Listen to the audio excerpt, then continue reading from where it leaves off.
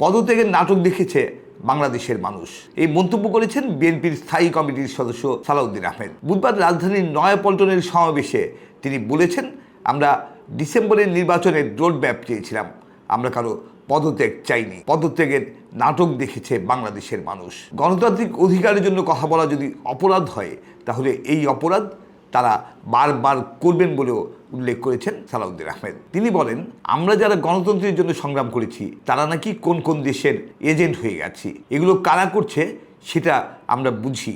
এদেশে পরস্পরের মধ্যে বিভেদ সৃষ্টি করে ফ্যাসিবাদ ফিরে আসতে চায় বলেও তিনি মন্তব্য করেন। বিএনপি নেতা সালাউদ্দিন আহমেদ বলেন, আমাদের একমাত্র শত্রু আওয়ামী লীগ ও শেখ হাসিনা। আওয়ামী লীগ কখনো গণতন্ত্রে বিশ্বাস করেনি, তারা গণতন্ত্রের শত্রু। দ্রুত জাতীয় সংসদ নির্বাচনের রোডম্যাপ ঘোষণা এবং ইঞ্জিনিয়ার ইশরাক হোসেনকে ঢাকা দক্ষিণের মেয়র হিসেবে শপথ পড়ানোর আহ্বান জানান সালাউদ্দিন আহমেদ।